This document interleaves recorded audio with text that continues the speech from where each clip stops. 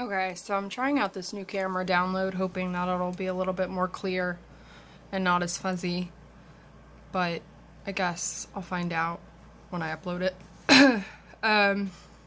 It's really late for me to be filming. It's 9:01 p.m. on a Saturday in Charleston, and you can thank the Charleston February humidity for this and pretty much everything else going on here tonight. So definitely not looking my best, but that's okay. I'm tired. It's my day off.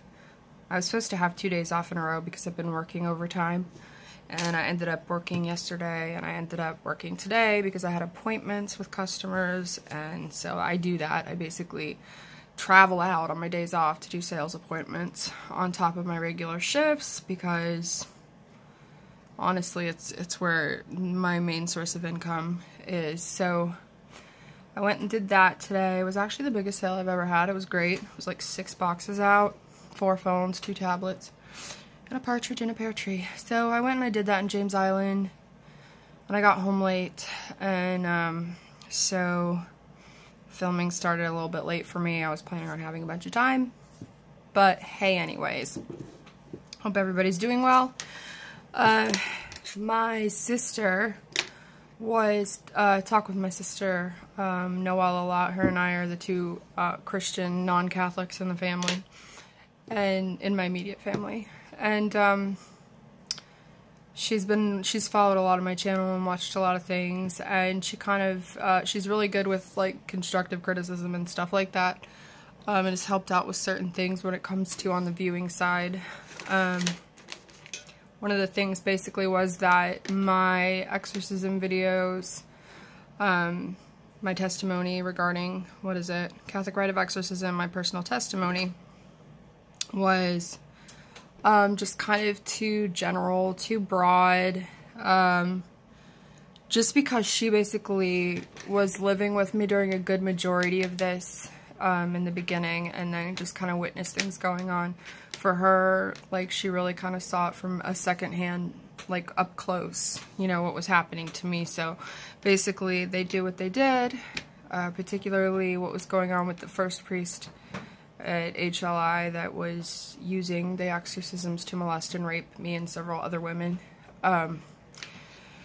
She would see me in the conditions that I would come home in when we were sharing an apartment back then. And so for her, obviously, I think it's going to seem pretty bland compared to that. And then even compared to what she saw, compared to what anybody saw of me up front, like up close and personal, is still going to be bland in comparison to what it was that I actually went through firsthand. And so I kind of did that first part 1 and part 2 to just kind of dip in a little bit. It wasn't meant to cover everything. I obviously plan on doing more about it.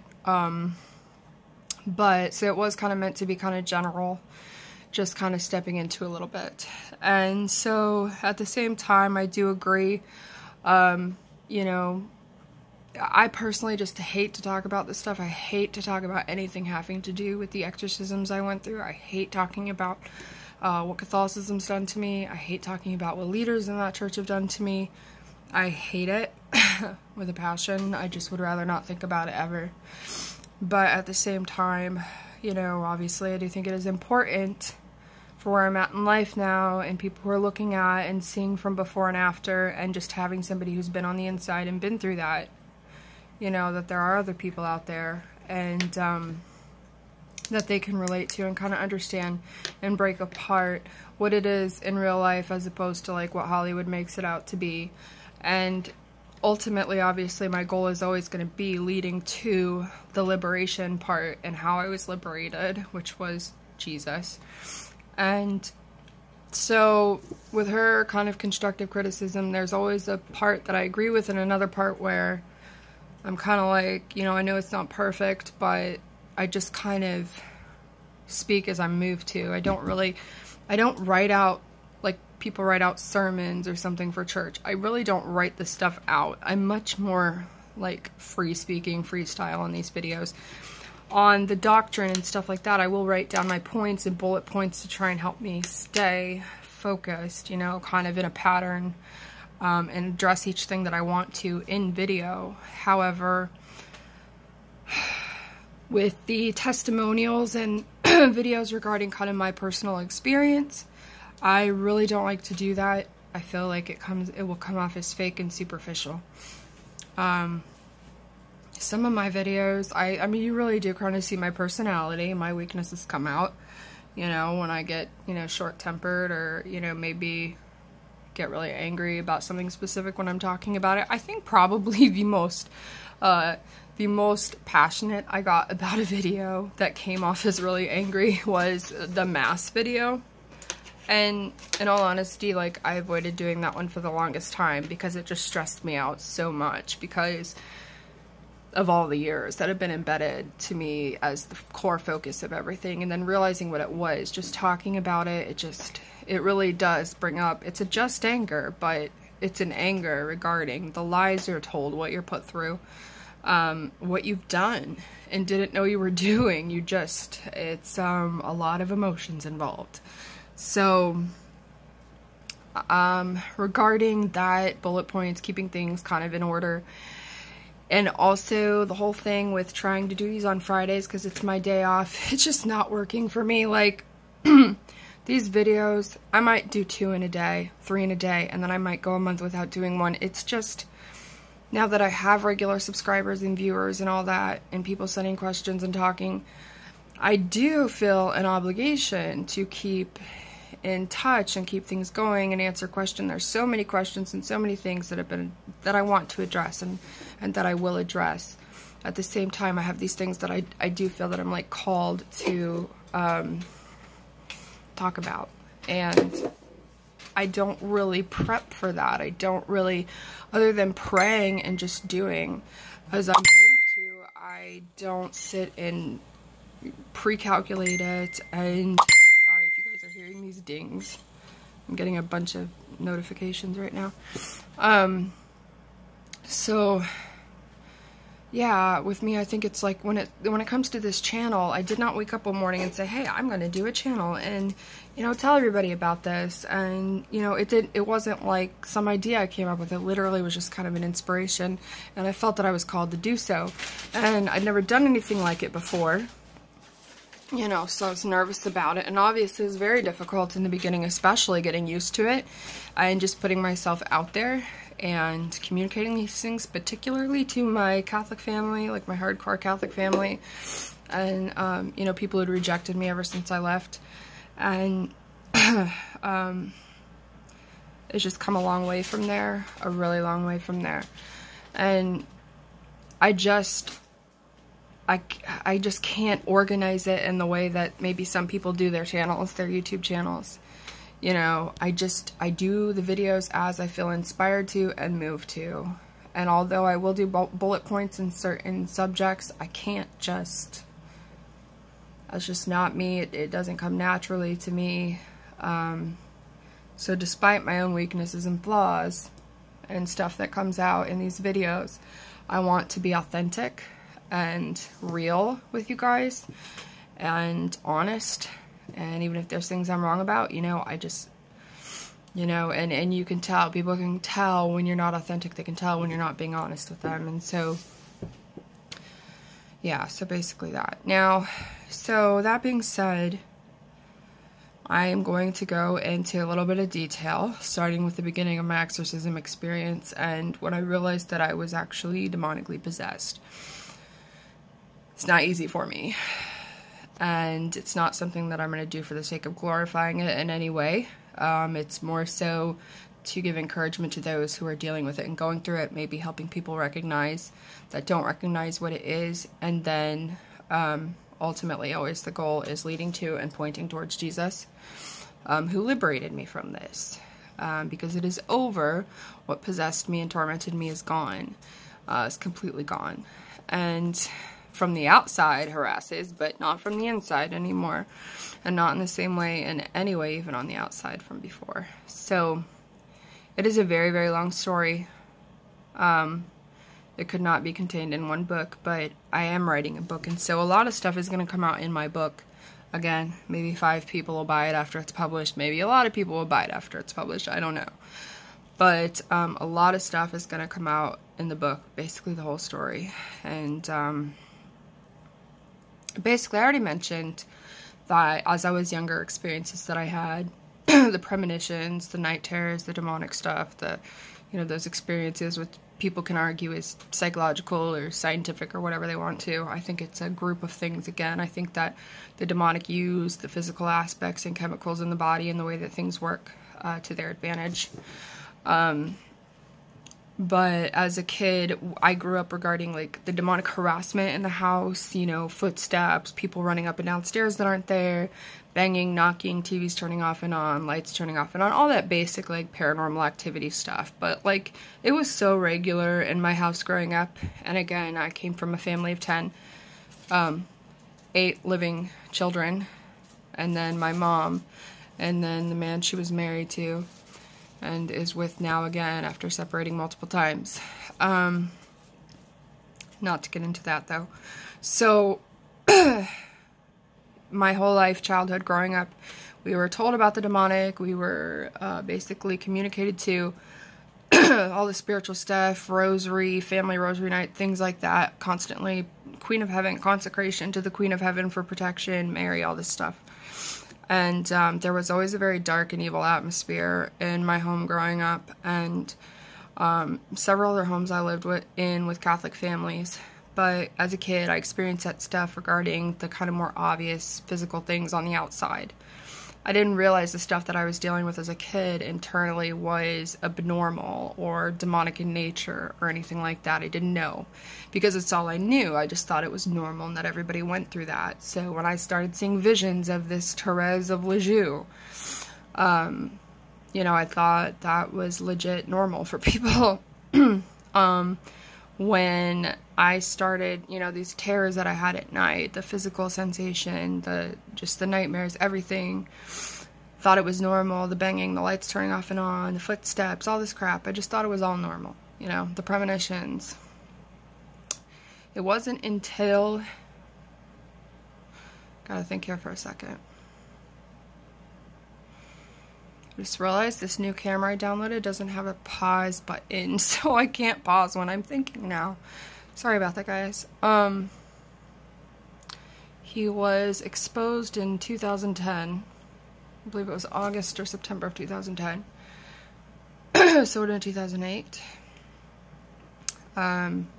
For a year before that, though, I had been overseas and came back. It was like a cult within a cult, a Catholic cult within a cult overseas that I had to escape. And I came back to the U.S. in summer of 2007 and got a job and got on my feet and, moved out again. And this priest, who had a very long-standing past with my family from when I was a child, had met this priest when I was 14.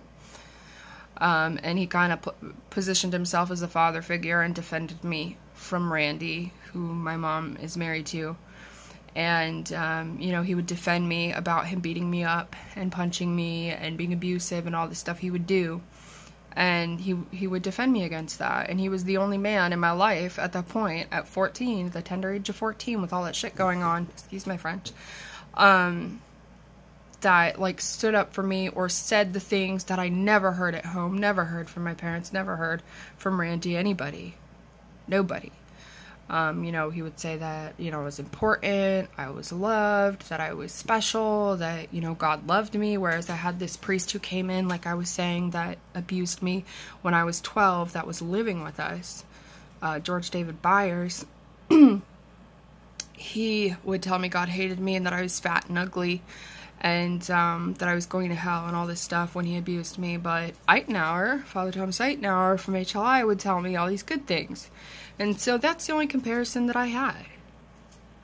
I was being abused my whole life from infancy, treated like crap my whole life from infancy, being torn down and devalued and cursed and God knows what else. And this is the first time a man rose up and said good things about me and defended me. And I was 14, guys. I was 14. So that's when the seeds were planted with him. Now, what the heck? Cats are fighting. Give me a second. Guys, stop it. Dolly, back off. Back.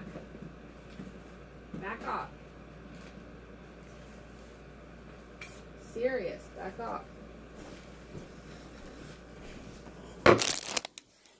Sorry, guys. So, where was I? Anyways. So, to a 14-year-old girl who's been through all these things and all this has been going on, he was like my hero, that just, this knight in shining armor that just came into the picture. And I just immediately formed an attachment with him, which of course he intended. And so the seeds were kind of planted there. I'm going to go into more about that in my book and maybe in other videos, but I kind of want to push forward to when I was an adult. So when I came back from Europe, I started seeing this Catholic psychologist, PhD. I won't give her name because I actually, you know, do respect her, and I do think she's a good person and really feels terrible about what happened. So, anyways, she was seeing me and actually another woman who was also being abused by him. The other woman in the area that I was in, because it was her and I in the same area, and then other women from other states that we knew of. But, anyways, he had been abusing her already about a year before he took me under spiritual direction. So, excuse me, I just get really upset talking about this stuff.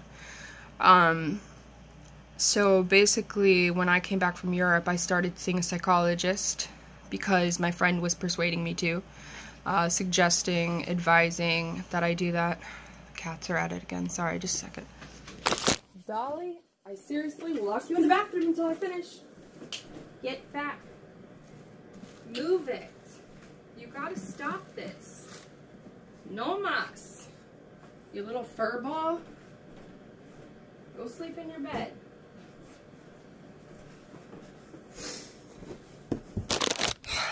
Yeah, this is the last time I'm using this video camera because it doesn't have a pause button. Anyway, so, again, hopefully no more interruptions. So, I saw her because I'd come back totally brainwashed, even worse than I was before, like moony. All my pictures you can see I'm moony as heck. And anyway, I went to see her because, you know, I was always open-minded. I can't trust myself. I can't trust what I need, you know. So I listened to this friend that knew me since I was younger and knew kind of the trauma that I'd been through, and she just thought that, you know, I'd benefit from it because I'd never had therapy before, believe it or not. And so I went. And when I went, I realized that I really did need therapy. And so I was seeing this therapist for 3 years, I think. 3 years? No. Yeah, I think it was like 3 years. And she knew Eitenauer, who was president of HLI at that point. Siren, ambulance, sorry. So she knew him. He was her spiritual director, and she brought him up to me because she had been doing sessions with me therapeutically, psychologically, and had noticed that I had PTSD and anxiety and all this stuff, which made sense from what I went through. Even though I didn't talk to her about abuse I went through for like an entire year. I never talked about abuse. And then it took me like 2 years before I ever mentioned like abuse from my mom or anything like that. So it took a long time for me to get out about anything. But she came to a point where she was like, I don't think this is all psychological. I think you've got some spiritual issues that you need to go see a priest for. And she suggested him and wrote down his number. And that's when I told her, I know who he is.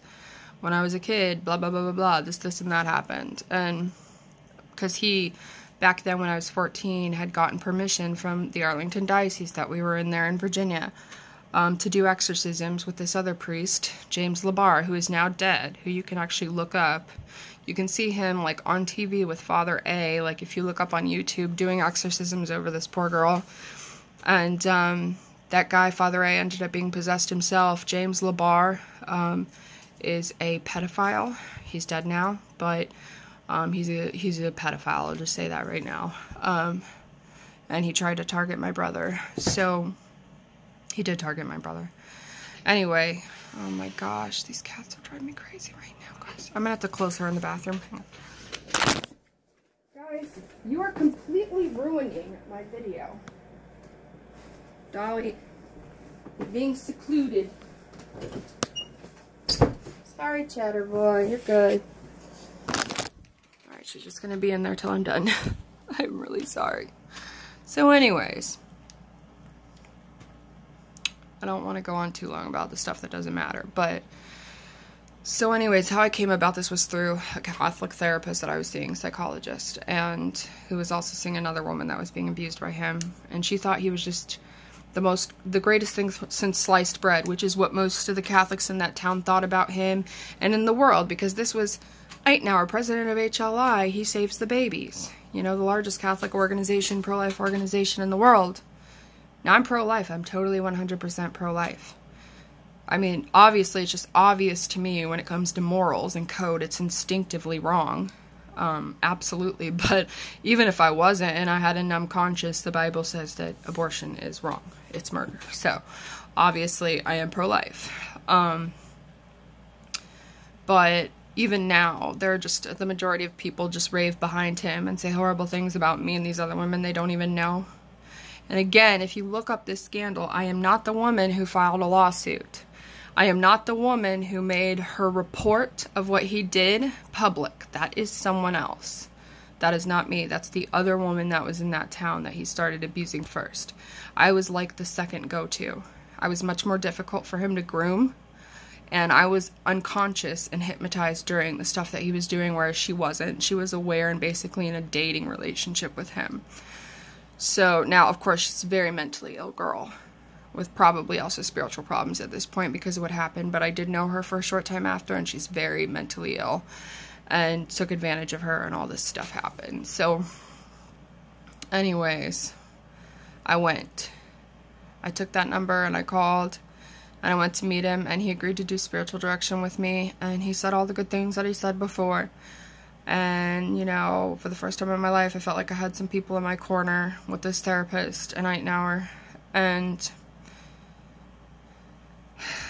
so I remember after the spiritual direction, there were several things that just seemed off. There were things that would really kind of shoot up a red flag within me, but because all I had to compare him to was every other man in my life, which made him look like amazing, you know, like the best thing possible. So I just could see no wrong in him, even when those red flags came up inside of me and things didn't seem right. But he would be very sweet and very kind, and the angry, vicious part of him didn't come out until later.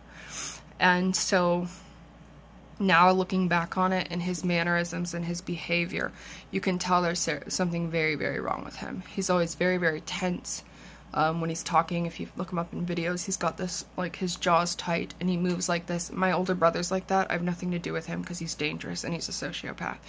And he has kind of the same mannerisms, almost looks like him. And you can tell there's something deeply wrong with this man if you actually look past this whole facade that he, and then that Karapi guy as well, that fell out.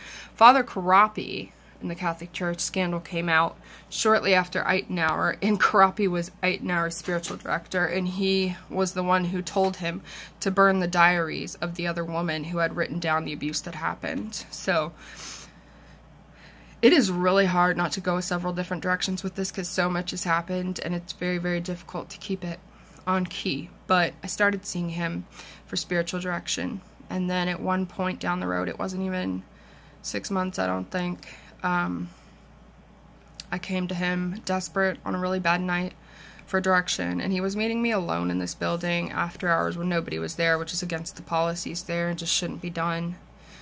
But in these closed rooms in the middle of the night, like when nobody was there, and he basically asked me, well, he didn't even ask, he said, Danielle, I think there might be something else going on here that you might benefit from some prayer in the chapel. And so I was like, okay, why not? It was late, it was dark outside, I don't remember, I think it was May is when this started. May of 2009 is when he started the actual deliverance exorcism stuff with me past spiritual direction. Yeah, it was May of 2009. And he brought me into the chapel there in HLI, which to this day, even before, after all this happened, years later, when I was still in Front Royal, I could not go into that parking lot. I would panic driving down that road, and if I ever stepped foot in there, I would probably throw up instantaneously because there's just a smell to it. And he took me in that chapel, and he had like that, you know, crucifix in his hand and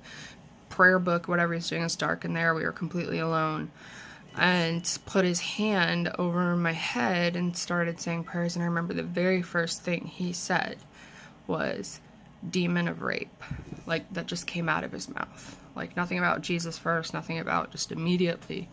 And instantaneously, when he said those words, guys, this was just the trippiest thing in my life at that point. I cannot even describe. My face began to, like, obviously I couldn't see myself, but like my nose and places that I can't even move voluntarily started to twitch and move. And it was terrifying. I was sitting in this pew, and he had his hand on my head and was continued saying, demon of rape, demon of rape, demon of rape. And without warning me about anything or saying what he was going to be praying about. And it caused this manifestation to be worse and worse and go on. And I don't remember all the rest of the things he said. I just know he kept repeating that specifically. And so by the time it was over that night, the first time, I'm completely terrorized beyond what I ever thought I could be. I realized that there was something controlling my body, which I understood as a possession that was there before.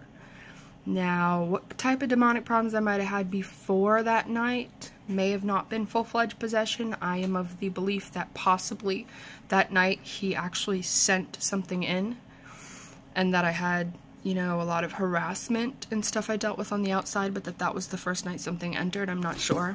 I could be wrong about that, but it was a summoning. It was a summoning, and he was already doing this for a year with this other girl. His entire ploy and his entire attention was to molest, abuse, sexually, and rape women through this. Vulnerable women with demonic problems, mental problems, God knows what else is going on.